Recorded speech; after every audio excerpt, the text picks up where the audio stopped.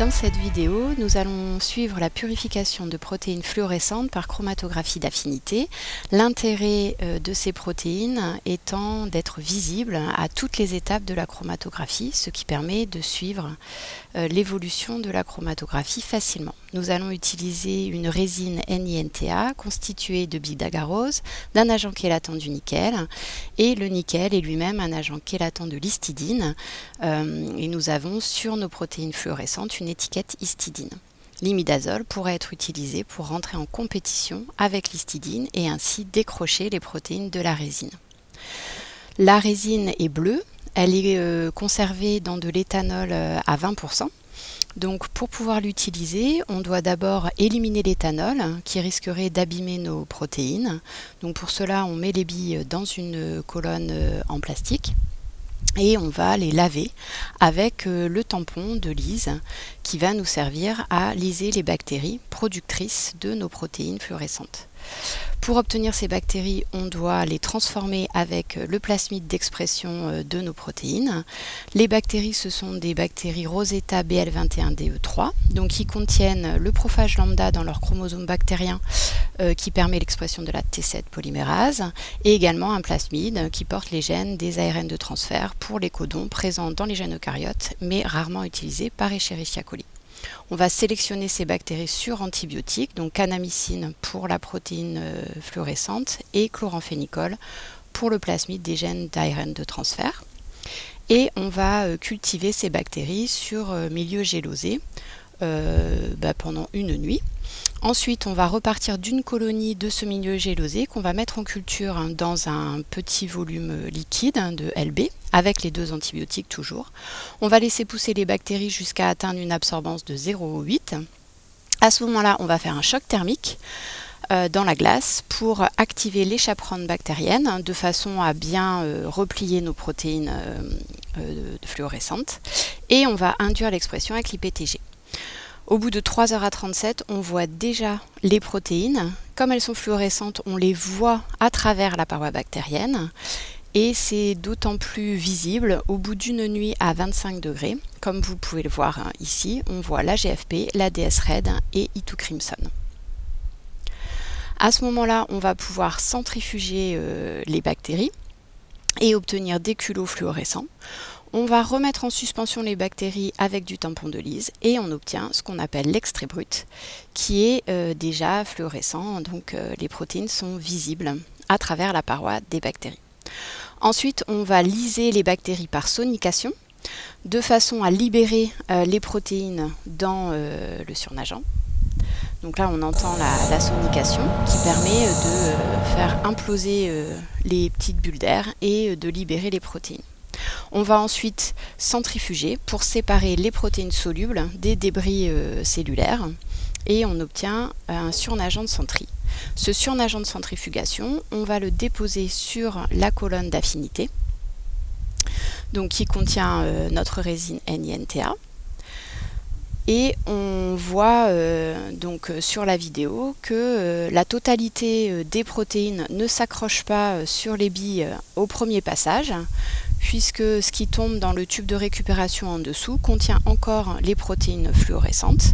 Donc on va renouveler ce passage sur les billes 3 fois de suite, de façon à optimiser le rendement de notre purification. À chaque passage, on va ainsi pouvoir récupérer les protéines qui ne s'étaient pas accrochées au passage précédent.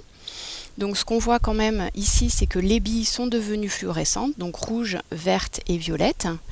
Et quand on renouvelle le passage du LISA bactérien, enfin du surnageant de centri sur les billes, on constate, on le voit bien sur la GFP au milieu, que le surnageant de centri devient de moins en moins fluorescent, alors que les billes, elles, sont de plus en plus fluorescentes. On voit également dans ce qui coule dans les tubes de récupération de l'ELUA que la quantité de fluorescence diminue, étant donné que ce tube est de moins en moins fluorescent au fur et à mesure des passages sur les billes. Traditionnellement, on fait 3 passages sur les billes Et au bout du 3e passage, on s'aperçoit que la quantité de protéines résiduelles est assez faible. Donc on peut passer à l'étape suivante.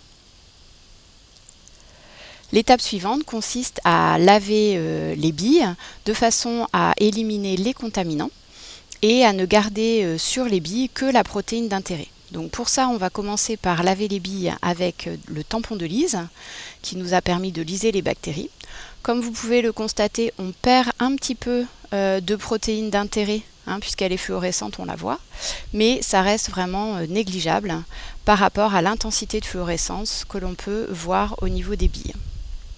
Ensuite, on va renouveler le lavage avec un 2e tampon, le tampon de lavage, qui lui contient 1 molaire de sel et qui va permettre d'éliminer les fixations non spécifiques, des contaminants et des protéines d'intérêt.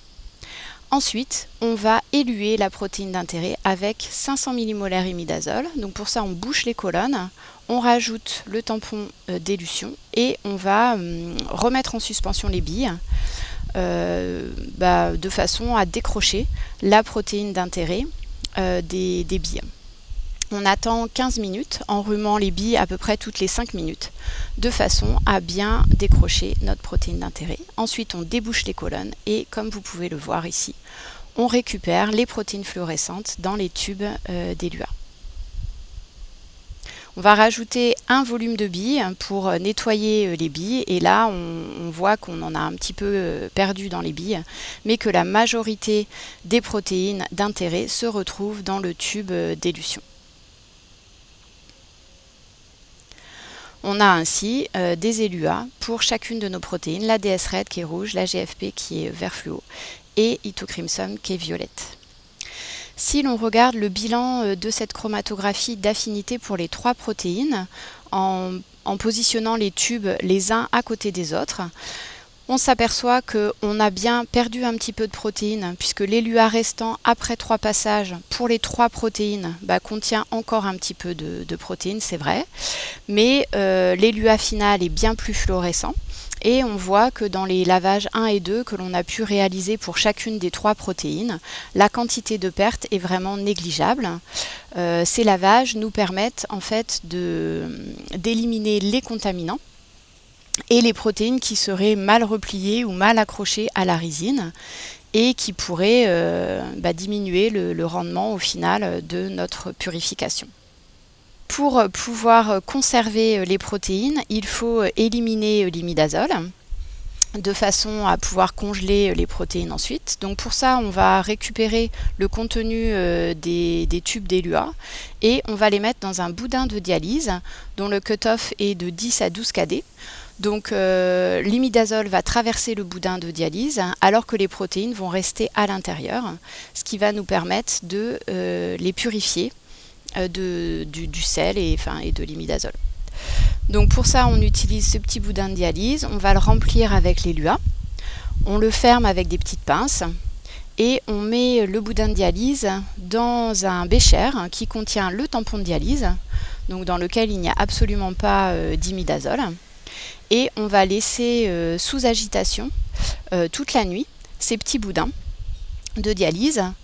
Là, l'avantage, c'est comme les protéines sont fluorescentes, on voit laquelle est dans quel petit boudin et donc ça nous permet de ne pas avoir à marquer les boudins.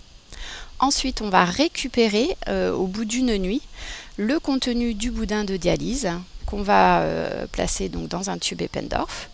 Et à ce moment-là, on a la possibilité de conserver ces protéines fluorescentes au congélateur, donc DS-Red, GFP et E2-Crimson.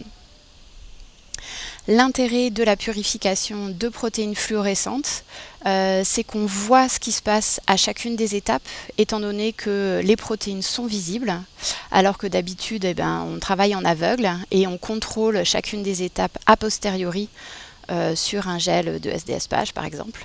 Là, on a un visuel sur toute la manipulation. Donc c'est très intéressant, notamment pour mieux comprendre les étapes de cette purification.